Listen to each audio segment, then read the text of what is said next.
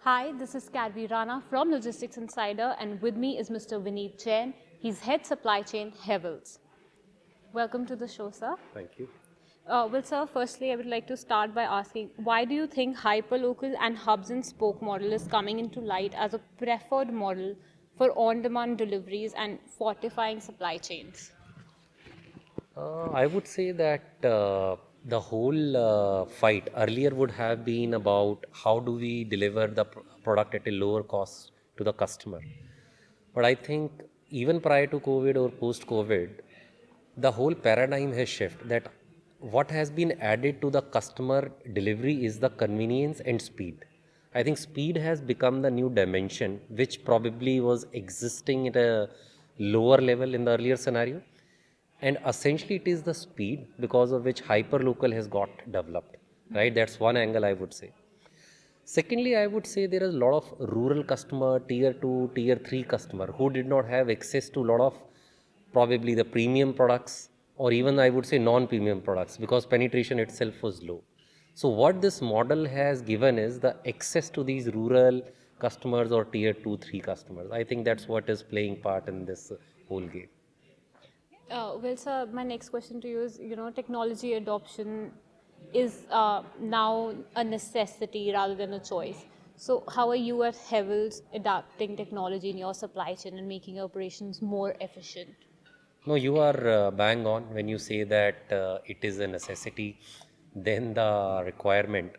And my personal assessment is that there are different waves which happen. First, if it was agricultural, then it was industrialization. I would say this is the wave of digitization, right? So, like industrialization happened, today digitization has to happen. I think the second thing, what is pushing the whole tech adoption or digitization is the scale. Businesses are becoming far larger now, what it used to be. And it won't be possible to run the business without the digitization. If earlier the warehouse was supposed to do 100 deliveries, 200 deliveries a day, now you have to do a lakh delivery a day. It won't be possible to do without digitization or tech. I think that's what is making it imperative than wish list, right? In what we are trying to do, I think we are trying to get visibility across all levels of supply chain, starting from demand, that what is selling, and hence how do we get a visibility of that, and how do we get our forecast right. That's the first part of digitization we are trying to do. Second, I would say how do we plan it right, and how do we plan for complex scenarios. In the sense, if a product is getting manufactured at multiple plants, which is the best plant to produce, depending upon the cost and service, those kind of a decisions, very, very difficult to drive it manually. That's the second part we are trying to drive it. Third part is the whole physical movement, including the logistics, that what should be the truck size, and if what should be the service criteria basis, that what should be the transport mode which should be chosen. And fourth but not the least is I would say the cost management. So we are trying to sort of adopt tech in all the four areas of supply chain.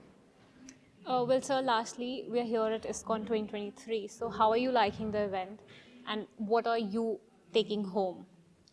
I think very well managed event.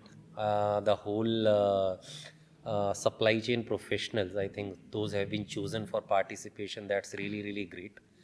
Secondly, it's a great learning to hear different panelists and see the different presentations.